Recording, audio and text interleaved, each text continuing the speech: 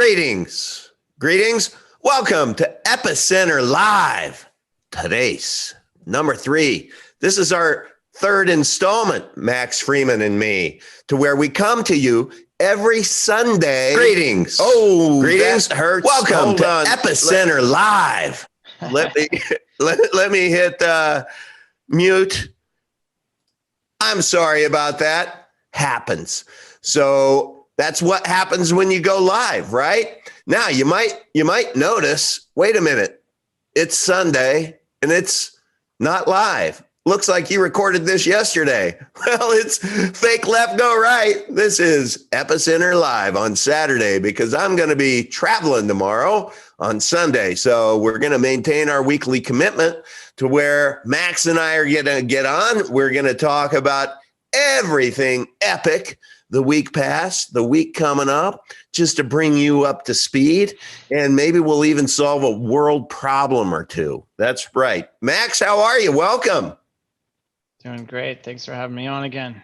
You know, I as basis for this show, you and I were having a conversation, and you gave me a one-liner that I don't know. I don't know. You were saying one epic is going to be worth $1,000. And right now it's trading about 50 cents, 50, 60 cents.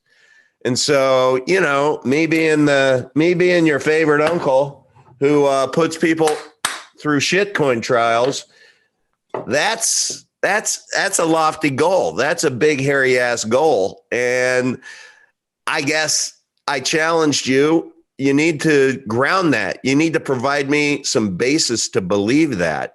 And you said, I'm up for the challenge. So that's what this Epicenter Live is all about, is you unpacking why do you feel the value of Epic, which trades at 50 cents, less than $1 right now, could be $1,000 in the near future. And by near, that's relative. That could be 3 years, 5 years. I don't know. You tell me. But do you want to unpack that? Do you want me to go to the one pager you sent me? Sure. Let me just pull up a screen share here. Oh, okay. I'll wait for you. So people have the data. Let me just figure out how to do that here. Sure thing. I think you have to give me screen share privileges on this. Sorry about that. Let me do that. I don't know which one I'm going to make co-host. I'll make both of them co-host. All right. That looks like you got it. Are we good? Okay. All right. So just to put it in perspective before we talk here, a lot of people think that Epic is a competitor to Monero, or Monero is a competitor to Epic, which is kind of silly because if we're at dinner and I have a steak knife and you have a butter knife, when the bread comes around, we're both good. When it comes time to eat steak, I've got the option to cut mine, and you don't. So Epic is every much as a butter knife as Monero in terms of providing the always-on privacy and the fungibility that you get, but it can do so much more. So that's really best looked at as a floor rather than a ceiling or something to aspire to. So since that is in people's minds, we'll address it. The market cap of Monero is 3.5 billion, which if you adjust it for the supply, Epic has 11.9 million supply and Monero is closer to 18 million. And so on an apples to apples basis, adjusting for that, when Epic is valued the same as Monero in terms of market cap, that puts it at $294 a coin. So before I run through, just want to make sure that part is clear so far. Yeah, that makes sense. That makes sense. So you're taking our current market cap and saying that if people at some point in time recognize that we are as good a butter knife as Monero, then our valuation should and could be $294. Well, you can do more with it. So I mean, Yeah, but I'm saying we're just a butter knife with that 294. Sure. Yeah. Yeah. That's Like, my I point. guess that would, if you had a box of Chinese Panda silver 1 ounce coins, and there's a numismatic value to the fact that they've got the design and whatever year they are and whatever condition they're in, that has a value. But you could always take the coins and melt them down for the silver inside. And so the price of a Chinese Panda 1 ounce silver coin is never going to really go too much below spot, because you can always melt it and get the spot rate out. Mhm. So anyway, it at Monero, the market cap of, let's say, what is the possibility of a coin that is used for those type of use cases? Monero 3.5 billion, that gets us up to 294. But really, I think the better comps are Bitcoin Cash, which is BCH, and Litecoin, which is LTC, which are both right around 8 billion market cap right now. Before the most recent market correction, those were up over 22, 23 billion. The last time I did this math, it was over 2,000 a coin versus those. So it's pulled back quite a bit, but let's go with the 675 and 691 numbers. BCH and LTC are essentially aging, obsolete, weak sauce, dead man walking kind of networks that really have a lot of nostalgia value, and they're running on inertia. But Epic has a much brighter future because we're just getting started in our development, whereas they're kind of just circling the racetrack for the 11,000th time, and the world has a lot more options than they used to. So anyway, the value proposition for those two networks is, all right, if BTC is gold, then maybe LTC can be silver.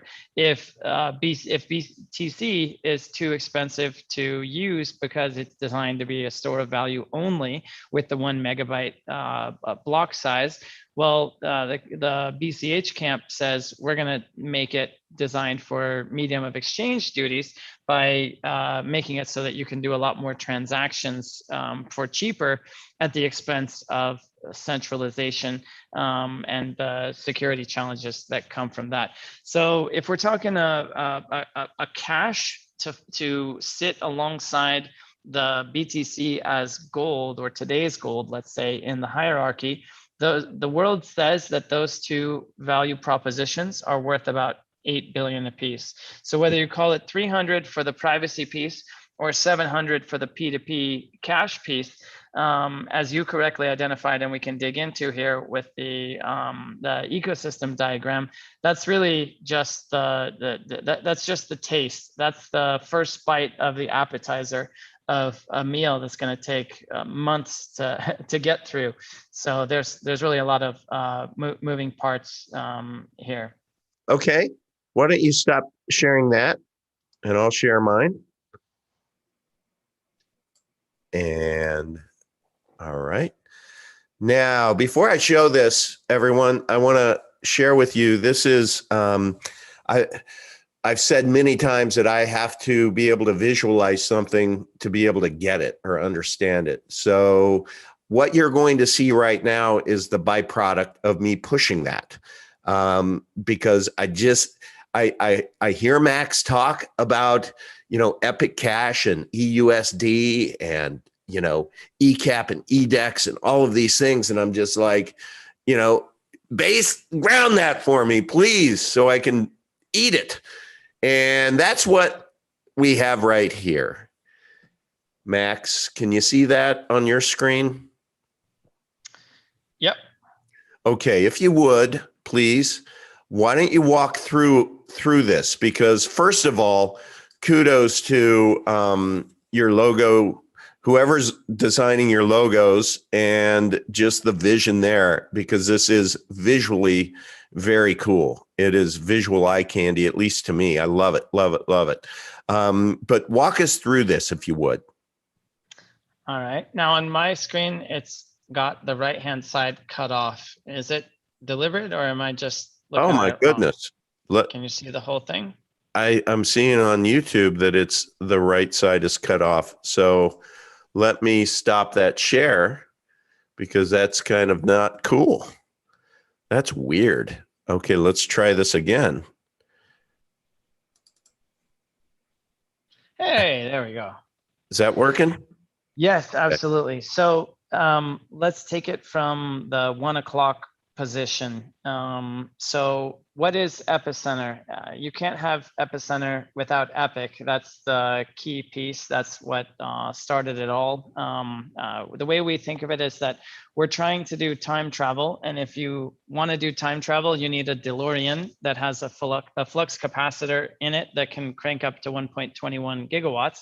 And Mimblewimble is the technology that enables that to happen. And so the time travel is really about creating a non-debt-based currency for the world to get us out of this fiat-based paradigm that has such destructive results that we've seen over the past 50 years. So the piece that exists today, which is Epic, was actually emergent from the design process of a lot of deep contemplation about how do we design a currency system that can scale to encompass the entire global monetary and financial system in all its wonderful complexity, and serve the entire range of needs on a solid foundation. Now, that's not going to happen overnight.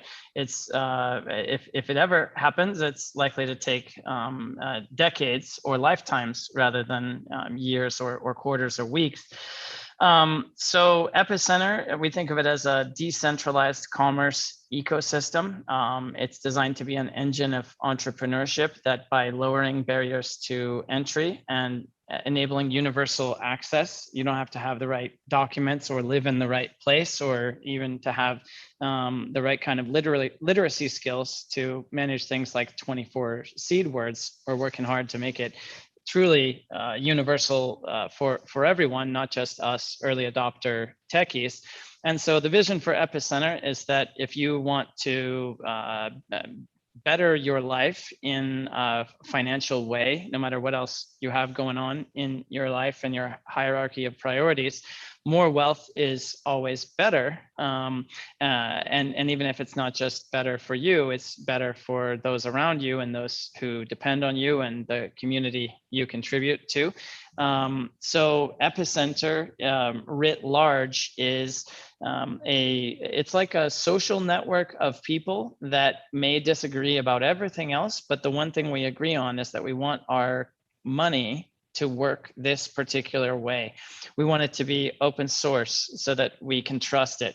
At the same time, we don't want to have to trust it. It has to be trustless and not require that we believe in a company like Coinbase or Binance to have our best interests at heart and hold our money for it. We want to enable permissionless access where you don't have to fill out any forms, because those are mechanisms of exclusion, even if they do have occasional crime fighting benefits.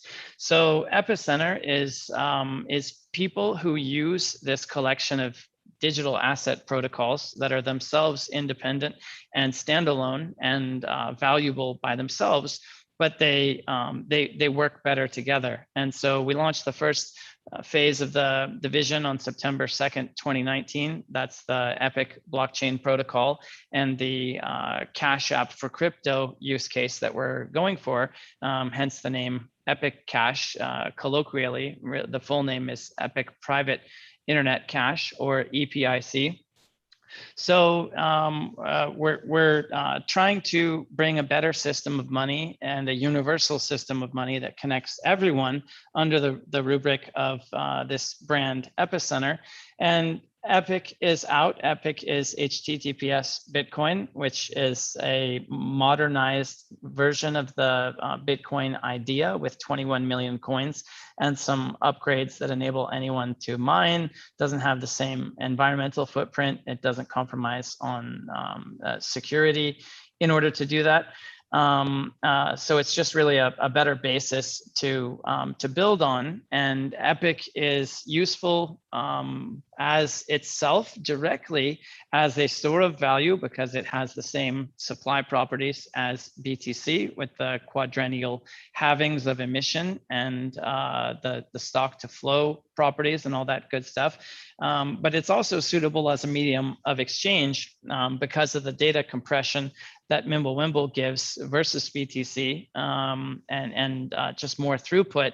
A $62 transaction fee that we saw 3 months ago in April 2021 on BTC is going to be less than $1 essentially indefinitely because there's just so much more capacity in the pipe.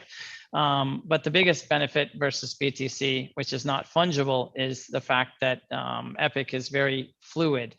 You might even say super fluid. The fact that every unit of coin is identical to every other unit of coin, and you don't have to worry about whale alerts and somebody trading against you or somebody watching your wallet and prejudicing you in some way. There's just a lot of benefits that come to having that S on the end of the HTTP. And so EUSD is the next crucial piece in the puzzle. If you want to pull up that one. All right. So what is EUSD? It's Epicenter USD. EUSD, like the pre-1971 Federal Reserve note, which we call the dollar, but is in fact simply a debt note from a privately owned company. A Federal Reserve note prior to 1971 was a promise to pay 1/35 of an ounce of physical gold on demand to a holder of a Federal Reserve note. And that was a promise that was broken when Richard Nixon, quote, temporarily suspended the convertibility of the national currency into gold. And for the past 50 years, we've been on a pure fiat standard, which means that there's no value behind the currency. We're just supposed to use it because we're supposed to. I guess. But the original basis of the system was that all of the paper currency, the bank notes, were created off of the basis of a certain amount of gold, and the redeemability for that gold is what made the Bretton Woods system work for so long. And so in our model, EUSD is essentially inverse Epic. It's however many Epic is required to yield $1 worth of Epic on demand to the holder who presents the token to be burned, that then they get their Epic back.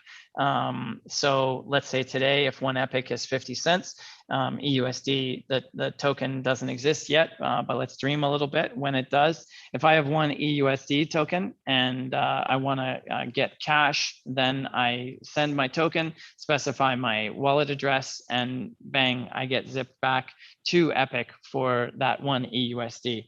Now, let's say we go on a run and the price is $10. Okay, well now EUSD gets you 0.1 Epic.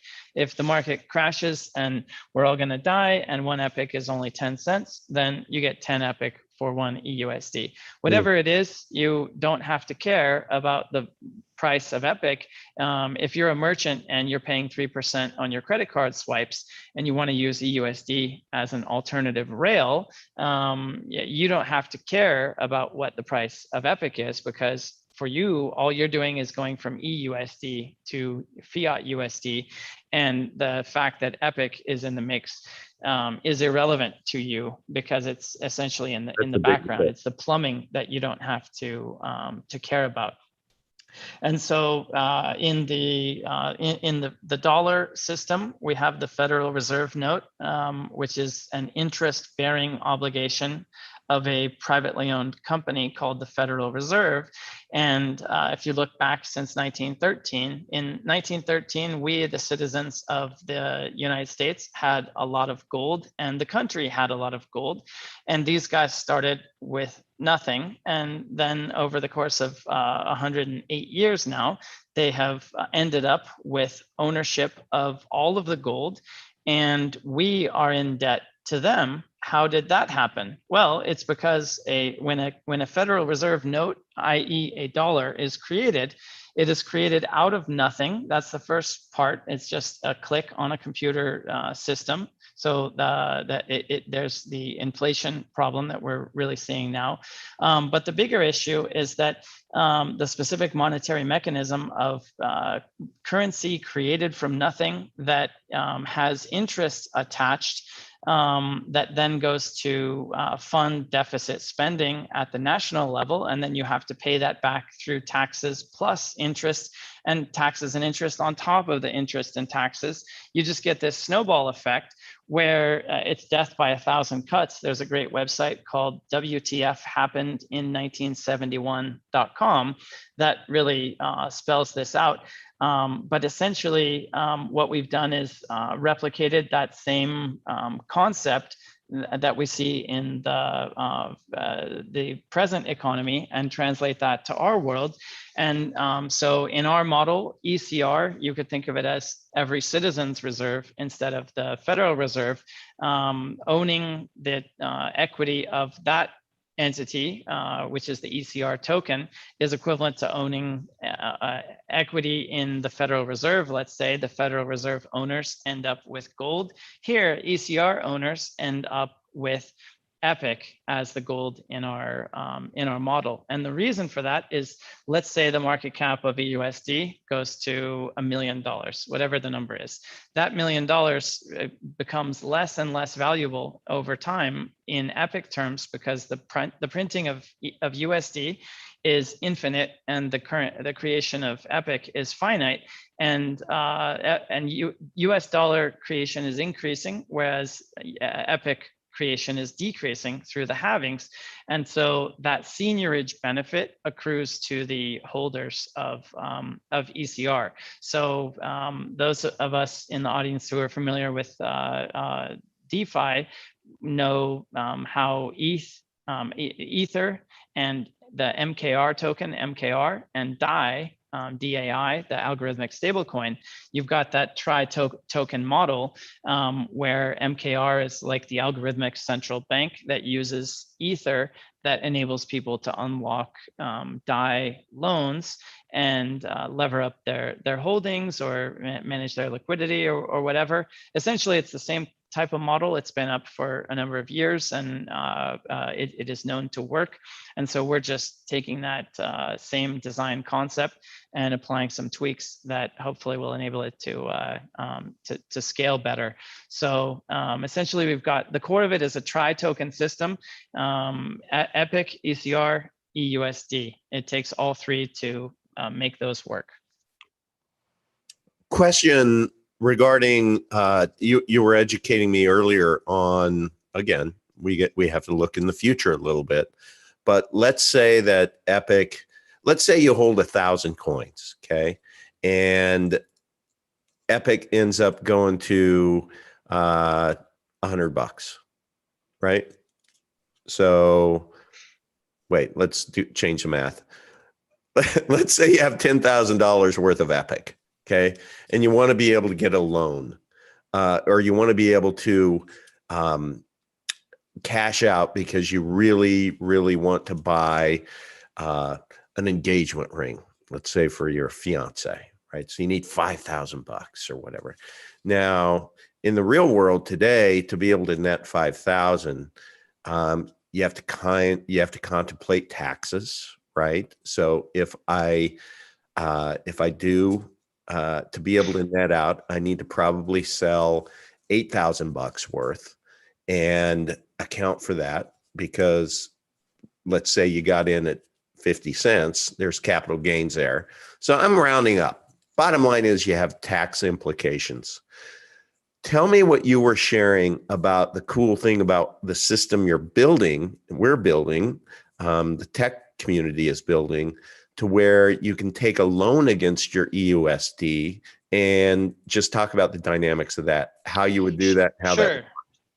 Yeah, absolutely. And I would just add that it's even worse. Not only do you have to gross it up for taxes, but also what is being mooted in the United States currently is a special discriminatory tax rate of 80%. I don't think it'll pass, but it shows the way the wind is blowing.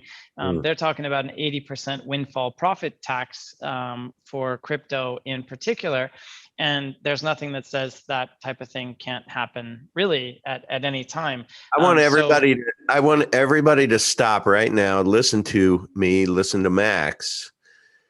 It very well could happen. Call it 80%, call it one time 50%. I don't know, but it's going to be a big number to where when you're holding surveillance coins and they're able to see that you have made X amount in profit, there's going to be a point in time. It's not if, it's when they're going to do this land grab.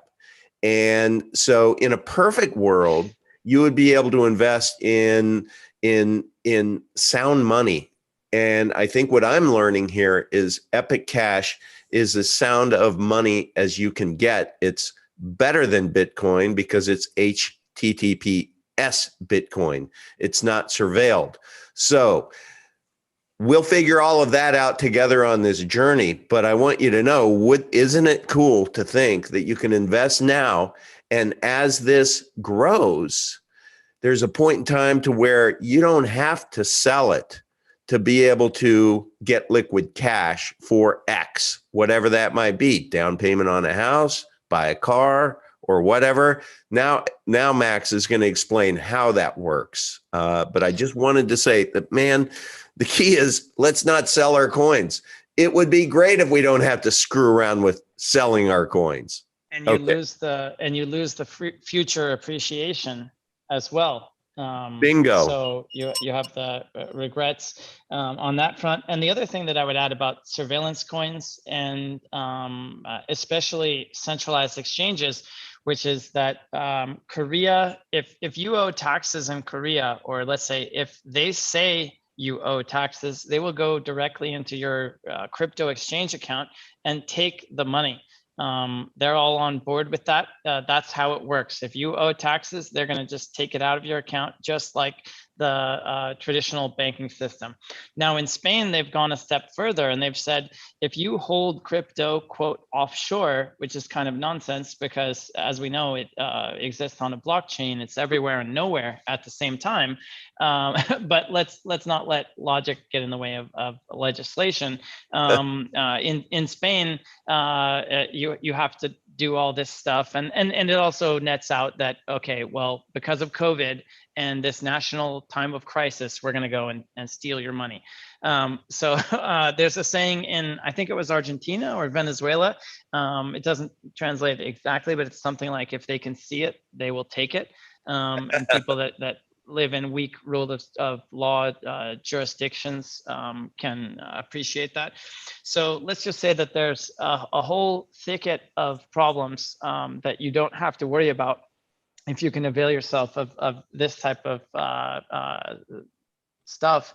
And so if you have $10,000 worth of Epic, we don't know how many coins that is, but let's just say I have $10,000 worth of Epic and I want to buy an engagement ring for $5,000.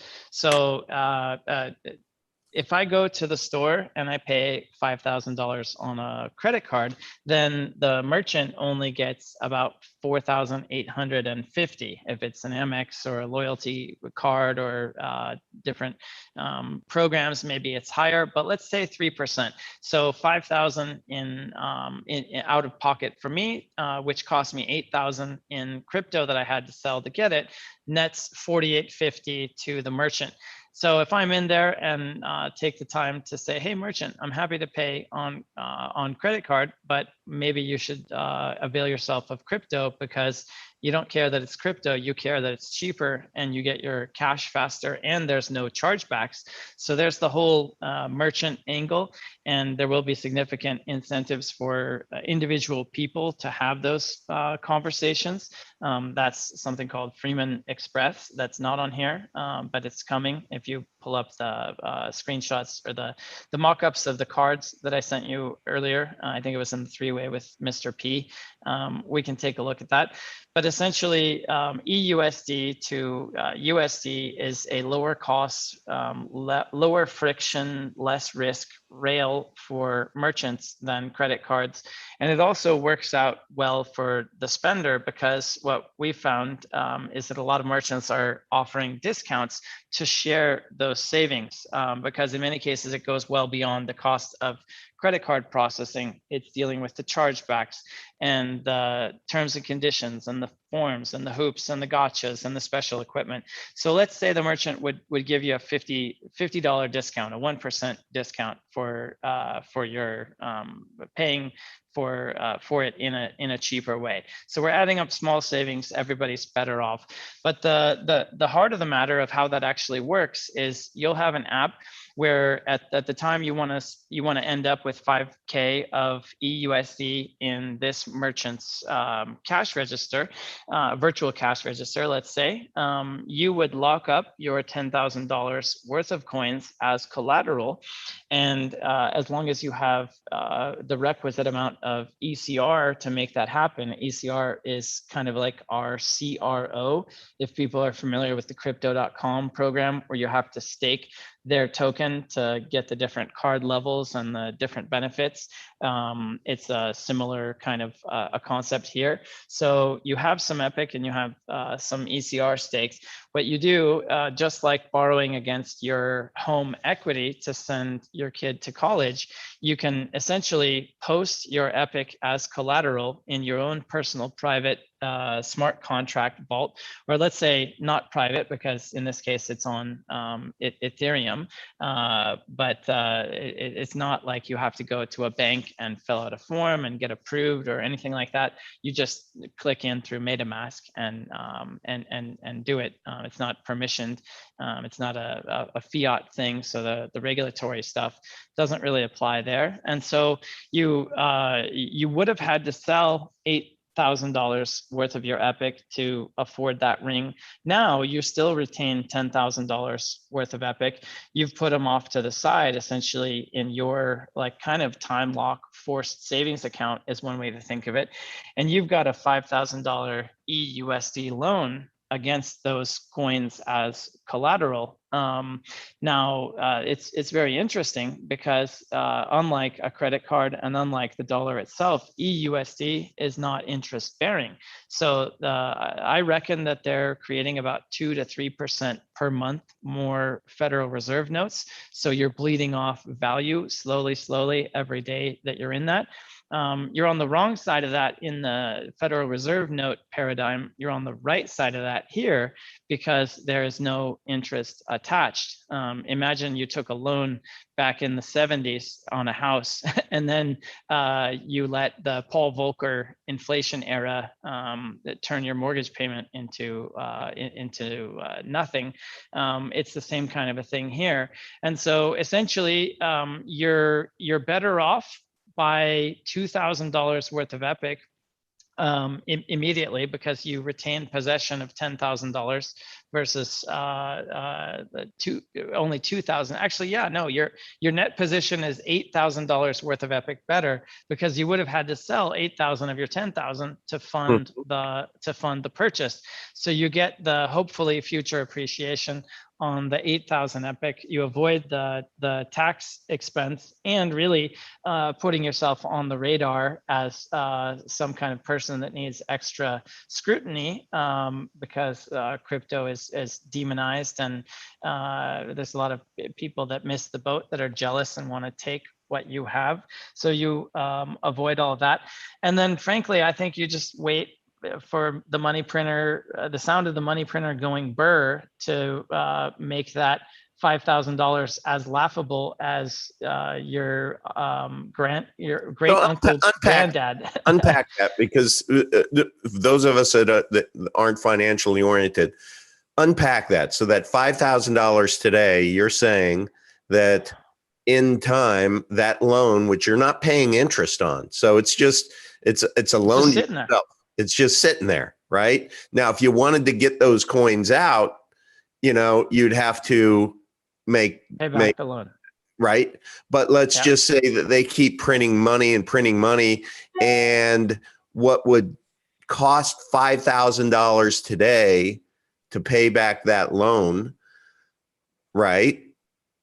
Yeah, I'll give you an example. If I wanted to true up tomorrow, let's say I get this $5,000, buy the ring. She didn't like it. I return the ring, and coins back. I want to get my coins back. I'd have to pay $5,000. But let's say not bucks, 5,000 EUSD.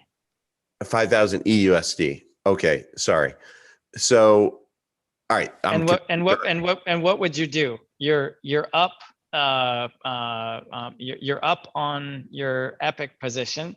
You didn't have to sell as much as you otherwise. Well, frankly, what you would do is just return the ring and have him give you the EUSD back, and then you pay it back to get your coins back. Now, that's presuming he accepts EUSD. I want to talk about them not adopting this, which is why people are looking at this, because to me, this is more real world right here. When you start talking to me, and this is somebody said, Uncle V is truth in there. See, I'll call bullshit even on you, my friend. And it's not bullshit. It's just me being a realist. It's like, we can't live in la la land. Like everybody, all these merchants are going to be accepting Epic. And so in that, they will. they will, but I'll indulge, and I'll show you how through this process we get there. It's not going to happen overnight, but the money involved is simply too big that unless there's a huge reason not to, which there isn't, because the regulatory stuff has all been clarified in the past 5 years, it's going to happen. Companies are in business to make profit, and they will make more profit using this system than the traditional banking system. But yeah, we got to get there in a stepwise fashion. So, so the reason why I'm bringing this up is I don't want people to discount this vision, because it would be very easy for me to discount the vision, saying, okay, this all sounds really right. good, Max. Sounds like a promise coin to me. Sounds like,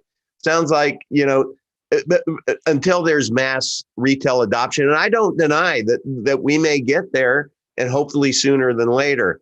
But the reason why I'm kind of being a douche right now is just to tee this up, to say, there is an alternative to this. And this, Max, I believe you're breaking bread with making this happen this week. Yeah, you see absolutely. That? Yep. Why don't you talk to us? Okay, Mr. Right. My favorite sushi restaurant isn't taking Epic Cash. I can't just use my Vite wallet and send it to their address, but they sure do take credit cards. So why don't you walk through this? Okay, so this is going to be under the brand name Freeman Express. There's a number of white label partners that have the capabilities operationally and licensing and stuff like that to be able to support it, and most importantly, to be able to scale. It's 3 to 6 weeks to get a crypto.com card right now, and Coinbase had to hire 400% more customer service agents or something like that. And so we're going for scalability. Freeman Express and these cards are called Epicurean. Actually, the one on the right, that's Epictetus. So that might be Epicteton, which doesn't roll off the tongue, but we can imagine here. The idea is, so let's say you're at the favorite sushi restaurant, and for whatever reason, they don't want to take crypto directly, they're not having it. Okay, swipe the card. So what this particular rail will do, in this case, it's most likely Visa for the United States. So I swipe the card, and then that same mechanism of my $100 for lunch worth of sushi, $100 worth of Epic goes to create, or $200 worth of Epic goes to create $100 worth of EUSD. That EUSD is using a debit rail. Essentially, that EUSD is liquidated to USD. That USD is used to settle the obligation. And of course, in there, the reason why I think that the commercial logic of this is sound, if you look at all the fees in there of all the conversions, there's 17 people that are involved in a credit card transaction, or 17 companies. That's the figure. When you swipe your card and the gas station checks with B of A, if you're good for the $19, there's 17 straws in that river taking their little sip out. So it's a lot of money. At 3% is just the start. So what I'm seeing here, though, is what, and again, I was kind of being a dick for a reason, because, you know, ultimately we're going to get the retailers there. And I know that there is a plan to do that, to where you literally have feet on the street who are going to be going out to be able to knock door to door and be able to explain all of this. And it will be very worth their while. But in the meantime, there is going to be this alternative to where if you are an Epic Cash holder, then you're going to be able to get a debit card associated with that. And through Max's magic and his tech teams, development teams, you're going to be able to use it just like a credit card with a merchant. So, you know, Max knows how all of that works. And part of that is going to, you know, provide basis for us to go to that same merchant and say, let me show you what I just did here. And let me show you these 17 straws of everyone drinking out of this transaction. And the reason why, you know, I wanted to use this today is to be able to bring up to you how there's a easier way to where, what is your transaction fee? The merchant processing fee is 3%, probably. Well, imagine you keeping $100 instead of $97. So with this credit card, you're keeping $97, and you get it in 3 to 5 business days. And you get it in 3 to 5 business days. And I can do a chargeback. Right. And I can do a chargeback. Or, and now this is what isn't clear to me, is how you articulate how easily they could, you know, just get involved with taking Epic as a retailer. So I presume. Yeah, go ahead. Yeah. So I envision that it will be Epic holders that are out there. We all spend money every day in our daily lives. And so just imagine every place that you're buying something, whether it's online or off, especially off, just having that conversation. Hey, are you open to accepting crypto? And if not, why not?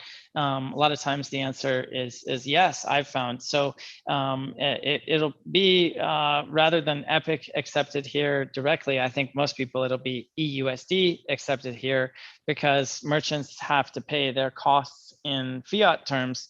Their staff, their suppliers, their life is denominated in fiat terms, and they need that stability. So Epic is the behind the scenes rail.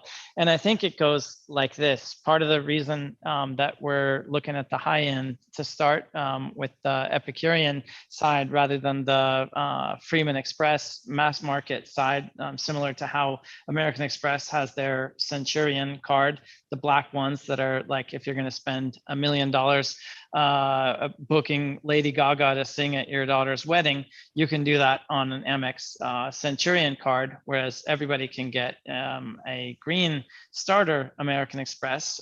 We're going after the whole market, starting with the pinnacle. And the reason to start at the pinnacle is I know a guy who bought a watch, and it was a $17,000 watch, and he paid with his Amex, and it was overseas. And so it was a 4% zone for Amex.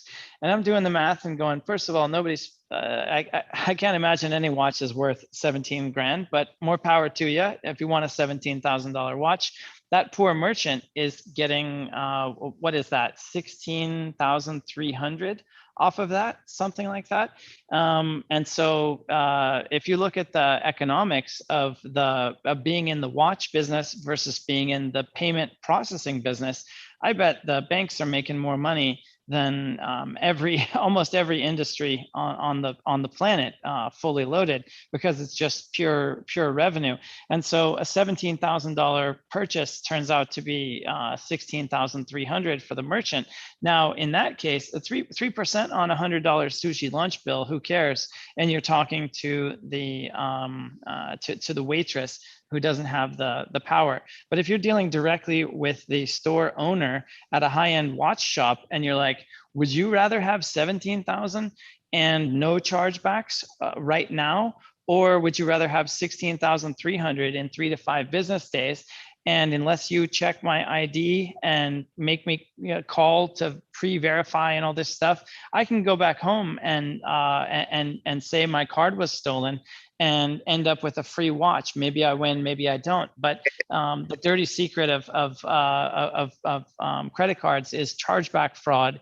A lot of people, like, they're supposed to check your ID, they're supposed to check your signature, they're supposed to do all this stuff.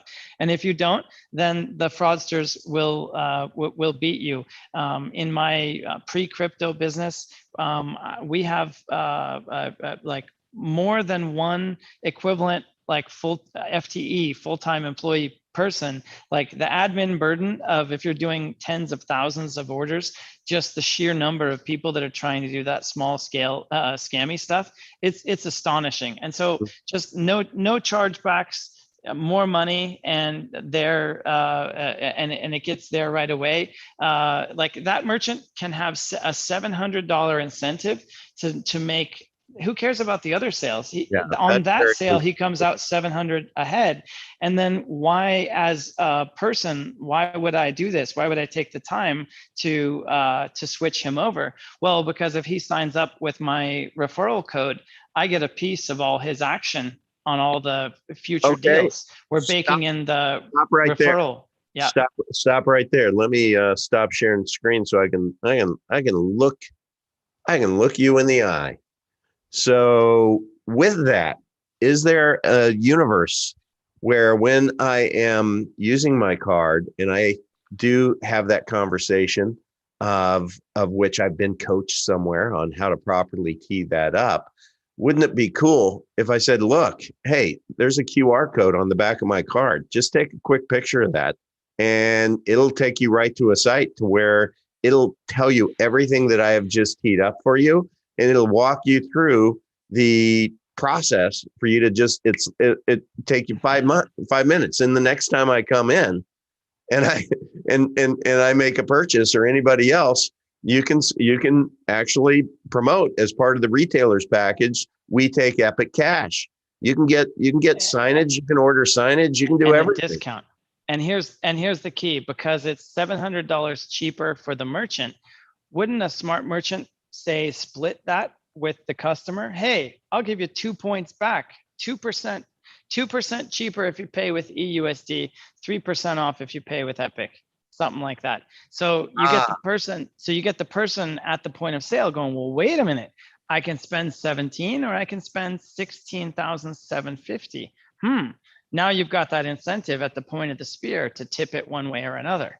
Yeah, no, this stuff is very intriguing, and I know it doesn't happen overnight, but the purpose of this Epicenter Live is to give all of you a peek into the future. And I would ask you, I'm challenging you right now, watching, the one I'm pointing at right now, where else have you seen any coin project, any blockchain project actually giving you keen insight into the future from a founder, the founder, so that you can feel good about the investment that you're making? Because that's what this is all about, right? We've all been through, we're kind of all finished taking it in the shorts and losing money. At least I am. And so I want to be very, very prejudicial on where I invest my money in crypto from this point on. And there's a whole lot of boxes that I have to check before I invest $1. And Max is pretty much spoiling me. And I'm not even kidding you. You're spoiling me, Max, because I have been privy to getting some inside baseball, and with your agreement, you've agreed to come share it with everybody else. And so that's what you're getting right now, everyone, is some inside baseball. Max doesn't have to do this. Let me go back to this because it's so important. And those of you who may have joined us later, I just wanted this. You're not just getting epic cash when you spend 50 cents. I mean, for crying out loud, you know, it would be a good bet. You know, if you can figure out how to get $1,000 and get 500 epic coins, you know, if Max is right, that's a really, really good bet. Now, we aren't even on a major exchange yet. I know there are 5 of them in process. The day that happens, game changer. But what Max is talking to you about is how Epic, how EUSD, how this ECR token, how they're all going to work together. And we haven't even talked about Epic Labs. We haven't even talked about Freeman U or ECAP or EDEX. Why don't you give us a little bit of insight into what EDEX is, Max? Your keys, your coins, no compromises. All right, that just went way over my mask if I wore one. Sure. So what I mean by that is, let's take the first one, your keys. If you buy through Coinbase, you don't own the keys unless you actually take the step, which most people don't, of withdrawing them to your own cold wallet. So if you have coins on Binance or TradeOgre or Kraken or Coinbase or Gemini or any one of these centralized exchanges, no matter how safe they are, technically you do not own any crypto. If you don't hold the keys to that real estate on the blockchain, what you technically own is an IOU for those coins from a company. And there isn't a difference until there is. If you were holding Lehman Brothers debt back during the financial crisis, you know what I'm talking about. There's a big difference between an asset in your possession and a claim check for someone else that's supposed to give you the asset when you ask for it. Because remember, the US government reneged on its promise to the world to pay gold on demand to back the Federal Reserve note in August of 1971. So if promises can be broken, then there's a value to having the keys in your possession. So that's what I mean by your keys, your coins. Okay, so what's EDEX? All right, so self-custody is the key theme there. Also, you won't need to use KYC because that presents a barrier. If you want to use a custodial service that has to comply with regulation, then of course you do. But the standard, the default, the option that most people are opted into is the low friction way of just here, download the app, and now you're rocking directly with the blockchain. So EDEX is a vision for we could call it a DEX of DEXs, or like an exchange fabric. The common thread is that you remain in control of your keys at all times. Maybe you want to do a P2P atomic swap with an R holder, and you want to take your $1,000 worth of Epic and swap it for $1,000 worth of R. You can do that by entwining the blockchains together in a special way where both parties get their coins at the same time, or nobody gets them. That's an atomic swap. And that is one of the supported networks. So EDEX Atomic enables you to interact with a counterparty in a structured way through an atomic swap type transaction, but that's not for everybody. So we're cribbing a page from the VTEX playbook with their excellent mobile order book DEX that most Epic people are familiar with already. So the mobile DEX trading experience centered around EUSD and Epic and focused on the connected blockchains within Epicenter that we can pull up, and I'll show. There's about 45 of them that will be connected in some way. And I know this, and yeah, I want you to show that, but maybe you can clarify something for me. So when you're talking about these trading pairs of being able to do an exchange or a swap or whatever the proper terminology is. I recently had another privacy coin company present to me something pretty exciting, to where what looked to me to be kind of what you're talking about, to where there were going to be all of these trading pairs. And I was thinking, cool, this is really awesome. But until I learned that it's just one way, and so that it would be like, coin X, and then sounds like a gift program.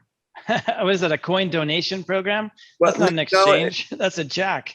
Yeah, it would be basically if you went to the R community and Monero community or whatever and says, great news, you can now, I guess it would be the donation. You can donate your coins and be able to get the same amount of value in Epic. And my question was, does that go both ways? Can somebody go to you? Of course, yeah, of course. And with what you're building, it goes both ways, but that's not what this other company was building. So it just kind of, I just didn't get it. I'm like, why is that? I don't either. Why is that a positive thing? And why should I promote it? Because to me, it just seems like it becomes, I don't know. I don't get it. I don't know shit, people. I just ask a lot of questions. And that one just kind of stymied me. I'm like, no, it needs to go both ways for it to be, for at least for me to promote it. I have no idea about that, but this here is designed as a replacement for Binance and Coinbase and other services that require you to trust them and comply with their terms of service and surrender your sensitive information that they may abuse or not protect in a proper way.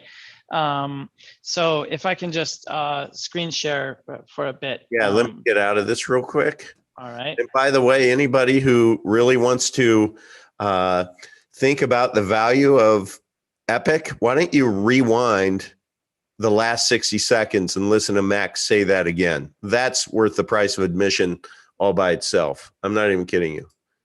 Okay. All right. Can you see it? I can't.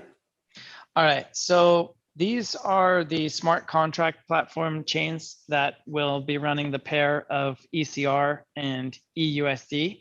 A lot of times there's high gas fees, service outages, or congestion. For example, there's a company called Infura that runs the nodes for most of the Ethereum ecosystem. And when they have some downtime, then services that are decentralized but not distributed that depend on them will blink out. Stellar also had a lot of its validators go down. Binance Smart Chain hit capacity and ground to a halt. Chains have problems. This is leading and bleeding edge experimental tech after all. And so whether it's gas fee out of control and you can't afford to send, or there's some type of service outage, or maybe it's discriminated against by internet providers in your region, or maybe there's local ones that are better or worse than others. For example, KLAY, Clayton is not widely used outside of Korea, but inside of Korea, that's the one that you probably would want to use for this type of stuff. And so what we're doing is connecting Epic into a universal fungibility layer, attaching Epic through EUSD to all these other blockchains in such a way.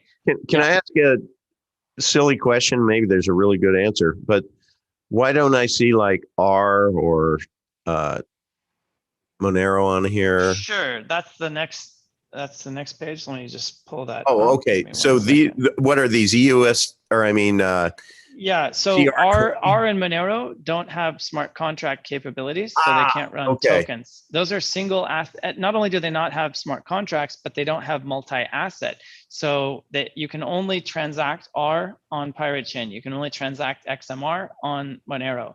On Ethereum, or even Dash, which has multi-asset capabilities, you can create tokens and transfer them around. So that's the difference. All right. Thank you for that clarification. Cool. You are welcome.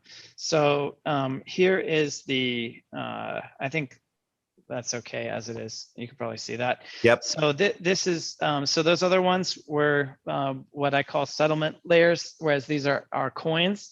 By the way, anybody watching right now, if you want to get the same kind of information, I'm sure there's lots of YouTube channels out there that are going to bring you this kind of inside baseball. Just find a coin that you like and just go find the channel that's unpacking it, like the Uncle Vigilante Show is. Maybe smash that like button, maybe tell a few people about this channel, because I'm here for you.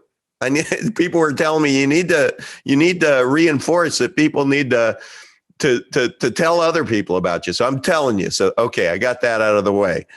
Are you happy, Enrique? Okay, let's go.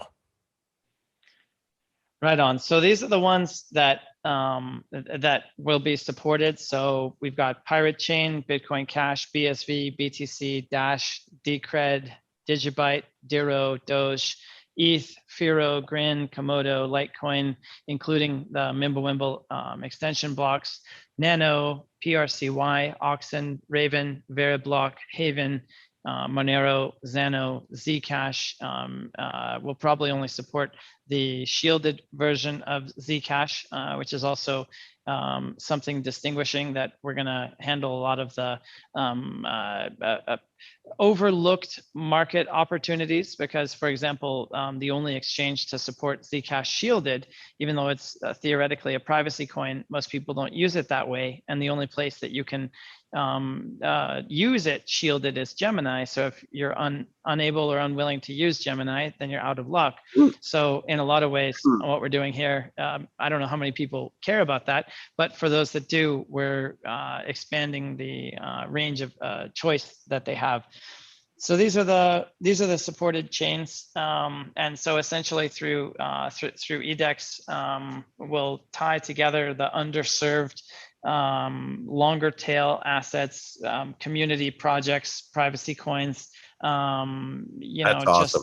Yeah, like a resource where like if Binance were beating down our door saying, man, Epic is the best, we want to support you, then we wouldn't maybe need to do all this heavy lifting ourselves. But the fact of the matter is, these exchanges cost a lot, present a lot of risk for users. Talk to everyone. I mean, what does it take to get on some of these major exchanges? I mean, it's not, people think, millions of cool, dollars. Millions of dollars. Yeah. So people, please know that by the time a coin does list, you're not getting it. I mean, just think of Epic. By the time Epic could get on some of these exchanges, or because of their dev fund from the miners, what do you call it? The miners, not tax, but what ultimately to be able to give you the dollars to continue to invest in the project. By the time you would get enough to be able to go and say, hey, we'll pay your bounty to get on, I will tell you, Epic won't be 52 cents. So, right? Well, yeah. I mean, if you want to go out to the countryside and dig your own potatoes, you can get them a lot cheaper than at the supermarket. And if you buy them from Whole Foods, you're going to pay a lot more than if you buy them from Albertsons. So pick your poison. I mean, I remember the halcyon days of 2017. You could go and buy coins for like a tenth of the price on some random exchange, just because you would have to like fight through the Google Translate to go from Korean or Chinese to English. But in that hour before the US woke up, oh man, those were some war stories. So if you want to wait until it's easier, absolutely. But you can't have it both ways. Just don't cry in your soup that you missed it, because essentially today you're getting moon. You'll have missed the moon. Are you there? Yeah, sorry. Whenever someone calls, it interrupts the Zoom. I gotta Oh, get a okay. new number for Zooming. Okay.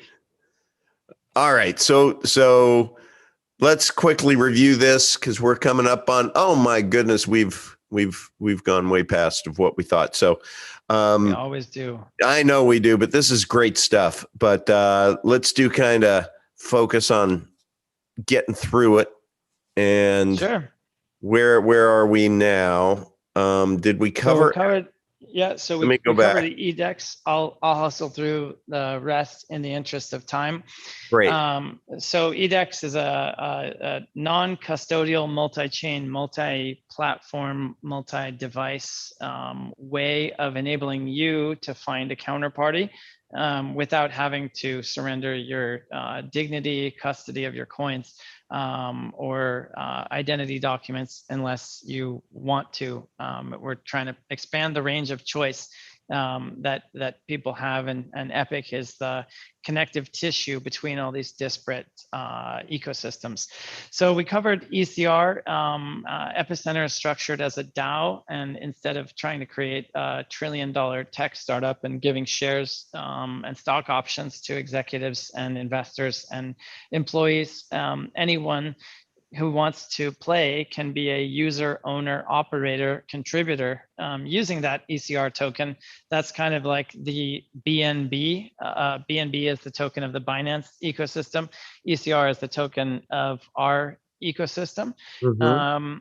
So Freeman University, the one down there at the bottom, that's at Freeman U on Telegram. And essentially there, we're going to put an incentive layer where you can get paid little drips of Epic to learn stuff, but that's not there yet. Today, it's much less formal and structured as we get there. Essentially, that's our P2P lifelong learning journey, where it's really education focused, and all skill ranges from son of Satoshi all the way down to I can barely spell Bitcoin, and everything in between. We really want to help people learn at every stage of their journey. And they're also helping us reveal where our blind spots and weaknesses are, because we have blinders as technologists focusing on the granular geeky stuff.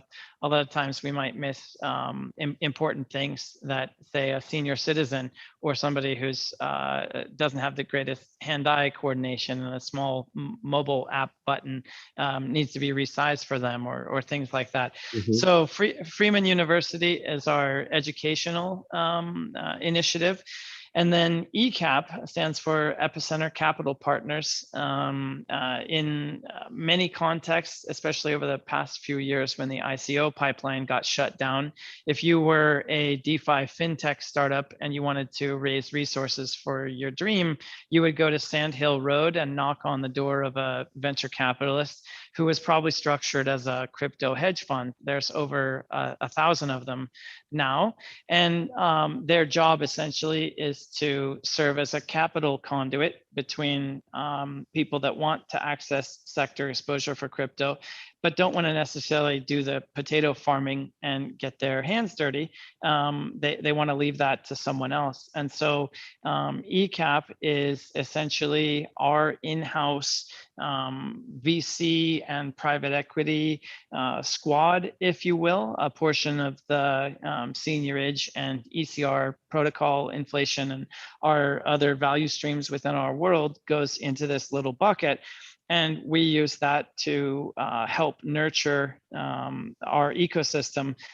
There's something called Epic Starter that is helping a range of startups that are in some way building in and around our ecosystem. If their growth helps our growth and development, then we want to help and support them. And so ECAP it's nascent for now, but the vision is that instead of that value accruing to outsiders who are accustomed to their considerable pounds of flesh, because office space in Connecticut and Wall Street and yachts are not cheap. We basically take that value and keep it within the family, because we're smart guys that can figure out how to read a balance sheet and income statement and know a good deal when we see one. So, for example, our mutual friend that you connected me with is one of the people in that program, and so as he builds out his dream, it naturally reinforces what we're doing and the other people that are building here that he's not even really aware of. If we let 1,000 flowers bloom, we'll have a beautiful bouquet. I think so far there's been 3 people that I've introduced to you to where you're either all in or having way next level conversations, which is very cool. I mean, it's like, I mean, I love that that's a piece of your vision. I mean, being able to help other companies become, or projects, tap into your entrepreneurialism. That's very cool. 1 + 1 = 11. Amen. I love it. Love it. Love it. Okay. Why don't you wrap up with Epicenter Labs? Oh, okay. So Todd Lewis, who many know, he Legend.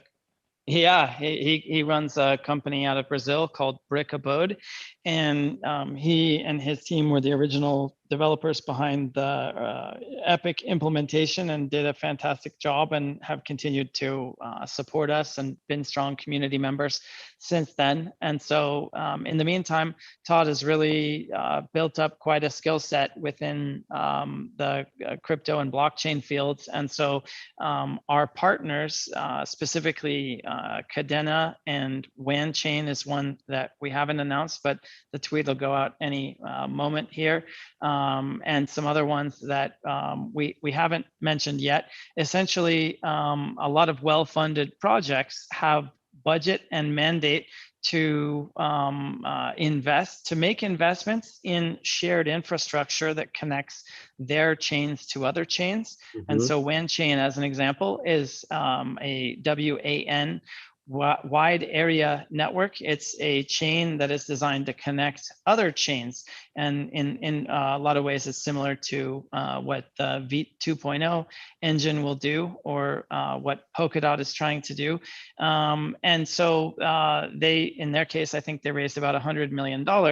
And so if you're Todd and you're in the software development business, and you know that by helping connect WanChain's ecosystem to Epic's ecosystem, that you'll not only earn some revenue, but you'll also help out Epic quite a bit, then that's something good. And so essentially, Epicenter Labs is Todd's contribution to the growth and technical capabilities of the ecosystem by using his work with Epicenter partner projects that is funded mainly / exclusively, depending on the deal.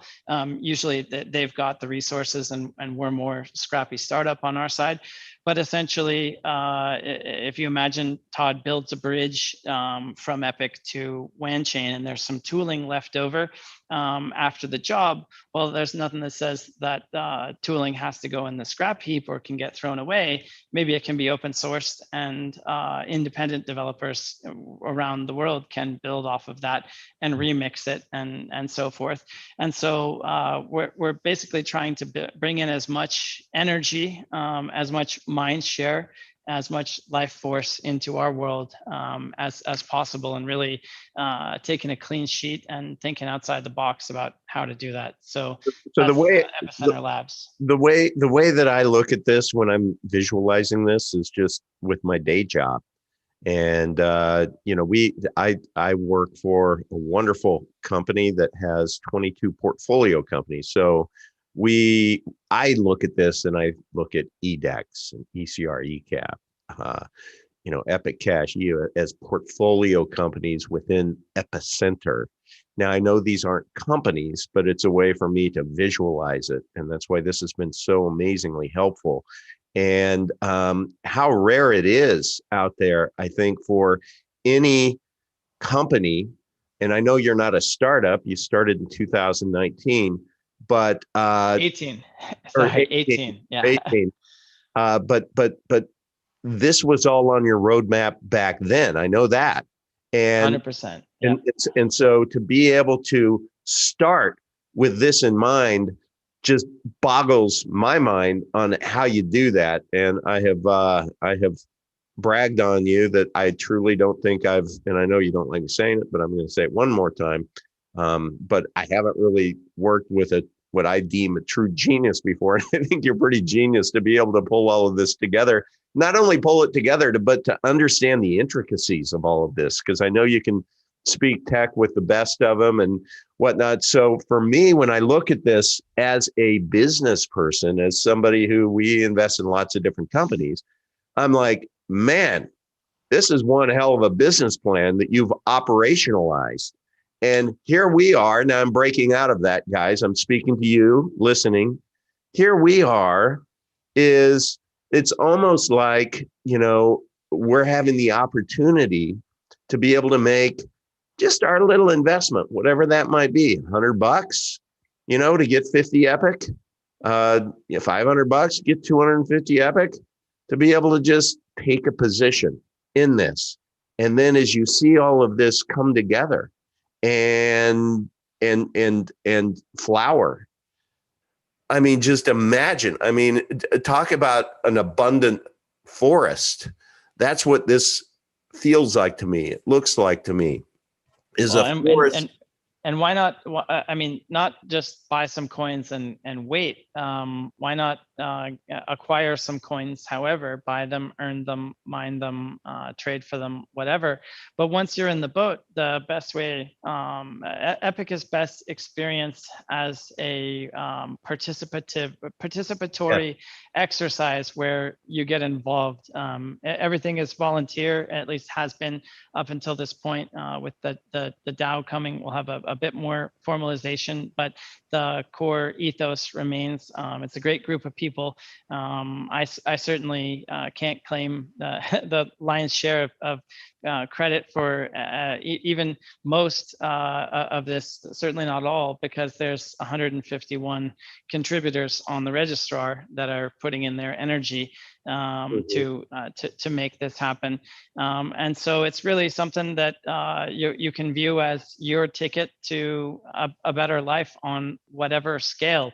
I'm not aware personally of any other context in which a person of average, modest, or even minimal means can transcend their station in the socioeconomic stratum in a way like this. Certainly not over this type of time scale. I mean, I grew up in Silicon Valley, and there would be the immigrant taxi driver, where over the course of generations, the son of his son could end up being a doctor or something. But that kind of left us post 1971 because the deck is stacked against us at the bottom as this siphon mechanism collects the wealth at the top by design. And this ends all of that. So I would reiterate my welcome to anyone that wants to reach out. And if your country has a cheap electricity, then mining is certainly smart to look at. If you're technically inclined and you've got a business idea, I'm very closely involved with Epic Starter and help decide where the money goes for ECAP. And having grown businesses globally for the past 25 years, I know how to recognize a good deal and can help people become successful, increase their chances of a good outcome. And so let's build the dream together. This is a blank canvas for people to build their dreams on, not just the dreams of me or whoever happens to be here right now. The epicenter is wherever you are. Mm-hmm. I love that. I think that about says it all. I do want to, I'll probably regret this, but I do want to say, because you referenced it earlier, let's commit to, we have 10 minutes. What WTF did happen in 1971, Max? Because I think, ultimately what you've worked on and what we presented today, you got to have this kind of you have to look through this lens, right? Yeah, if you, it's like Neo in the Matrix. Once you see this, you can't unsee it, and once you take the red pill, it's blindingly obvious what you need to do to protect yourself from this. Like, I think going back to our conversation earlier, I think the point of sale incentive of, hey, I'm buying a fancy watch, I can save a couple $100. Yeah, it's worth it for me to grab my left pocket from rather than my right pocket. And at the merchant level, there's an incentive to prefer one versus the other. But writ large, big picture, when I was born, it was possible for a person with a high school education to work a single job and let's say a guy sweeping the floor at a factory in Michigan or something. He could afford a house, his wife could stay at home, he could have a couple of kids, they can have a car, his kids could go to college, they could have careers, all that good stuff. Let's say like 50s to 60s. But then in 1971, what happened is we had this idea of, well, we're not rich enough to have guns and butter, and we need to make some tough choices. So we can't dial back on the Vietnam War. We must have our guns. So no butter for you. We're gonna default on our promises that we made to the world. The social contract was broken through the specific mechanism of defaulting on that covenant. When the dollar went from being a placeholder for a quantum of gold to merely you use it because or else the jackals will come and bring some freedom to your country and you'll get regime changed. We've gone from a gold-based money system to a violence-based money system. Paul Krugman, leading economist, actually said the thing that backs the dollar is men with guns surrounding Middle Eastern oil. And I think that for me says it all about the basis of what we're doing in the other system. To dumb it down for me, what it looks like is, in 1971, our wages basically started trading sideways to where our expenses kept going up. Is that kind of what I'm seeing here? I mean, can I, instead of productivity, can I call that expenses? Yep. Yeah, exactly. Cost of living, let's say, and then it breaks it out. But so in essence, what happens is when you don't have that link to gold, the currency can be created in any quantity.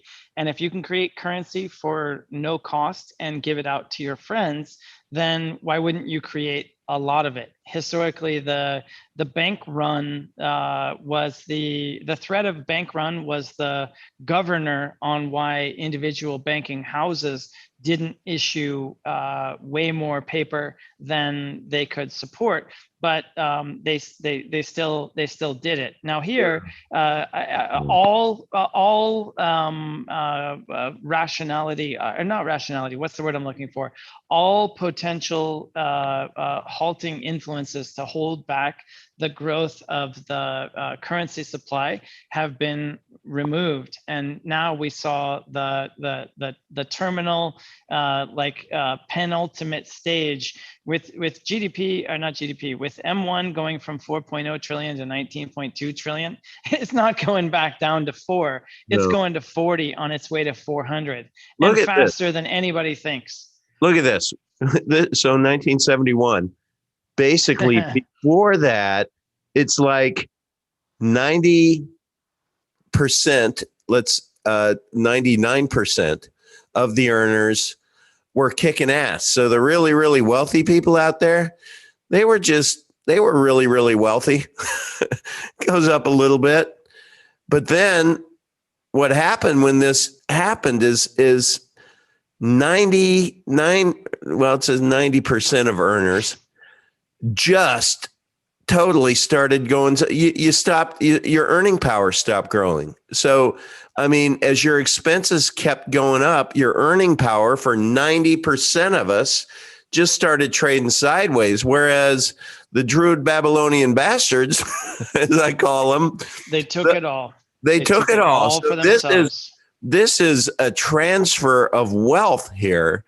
If you think about it, they're picking your pocket. Now, who they are is, to be debated and all of that. But right here is kind of disturbing. They're going that way and we're going this way. So to be able to just wrap this up with a bow here, Max, is why is it important to hold Epic cash when you layer it over this chart? 21 million coins. There will never be any more than 21 million. They can make any quantity of dollars, yen, euro, renminbi, CBDCs, tethers. When it's fake money, why not have more for you, more for me? Hey, let's all be rich. Like that. That the allure of something for nothing is eternal, and that is exploited by people in power to feather their own nests in ways that redistribute wealth. And so essentially what we've seen here, the entire tech revolution from a car battery sized mobile phone to a supercomputer in our pocket, the entirety of that wealth creation has gone into the coffers of less than 1%. And it's not that I would say, okay, social justice and let's interfere with market outcomes and communism is the answer. No, if we had capitalism, it would be one thing, but what we have is cronyism. And we have a situation where if you're born in the right place and you know people who know people, if your guanxi is tight, then you're going to prosper. And if you're born on the wrong side of the line, then you're cemented into poverty forever. Because if I had finished college, I didn't, because I was already building my business. And I think that's a big part of why I hold the views that I do and hold them so strongly. I would have come out with inordinate amount of debt.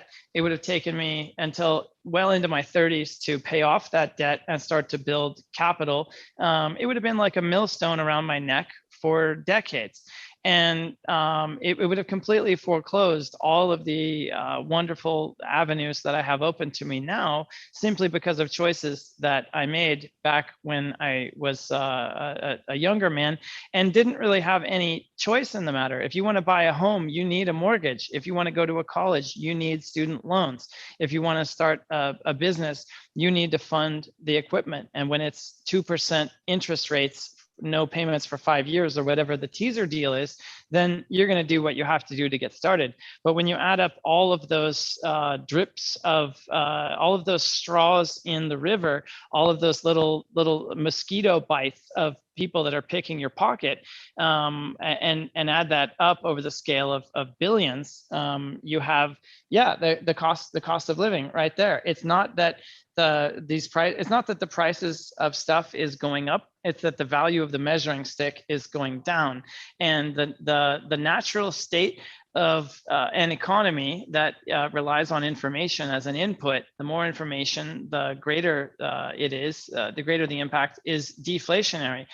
Cell phones get less expensive, more powerful, cheaper, and better. And the fact that Harvard and healthcare and other sectors aren't doing that, hell, even BTC is simply a measure of the interference into those normal market outcomes. And so I think of Epic as a katana for all of the barnacles on the hull of the boat that are accumulating, all of the people that are adding friction without adding commensurate value to our affairs. And this means you, financial and banking sector, the fat margins aren't going to be there because the blockchains can do your core function better. And so anyway, I don't want to get off on a tangent. We can leave it for another time. That's mic drop. We can finish on that because that was great. everybody, I just want to thank you for hanging in there. And yeah, so next week it'll actually be on Sunday at noon. So mark your calendars. We enjoy having you guys on. Thank you for everybody that's in the chat currently. And Max, I think I look forward to seeing you. I'm going to be seeing you this week, so I look forward to that. And everybody, keep coming back, man. Keep coming back, and we want to just grow this channel, this community, just because this is where we're going to do our best to truly drop some knowledge and drop some truth, and do it with you know the lens of critical thought, and just making sure that I don't know, I'm kind of babbling right now. What I'm trying to articulate is we just want to be able to, you know what, let me just say it. I'm tired. It takes two to be a doormat. And over the last month, I kind of felt like a doormat. And so right now it's kind of like, no, you move. We're going to analyze everything. We're going to take a peek under the blanket. We're going to do the analysis that maybe should have been done for us if you're a subscriber, but bottom line is we're going to do our own work. And that's what this channel is all about now. Thank you, Max. You've provided, again, a couple hours of just amazing knowledge. And I hope it gives everybody a lot of insight into the future. And I hope it, like with me, I just hope it encourages you that, man, it's nice to be part of something special that has such meaningful vision behind it. And I can totally see the roadmap. And I believe, Max, that you will get there. I believe that this is the real deal. And the more I learn, the more I believe that. So, all right, everyone. Max, you have anything to say to everyone before we leave? I will leave it there. Always a pleasure. Thank you, sir.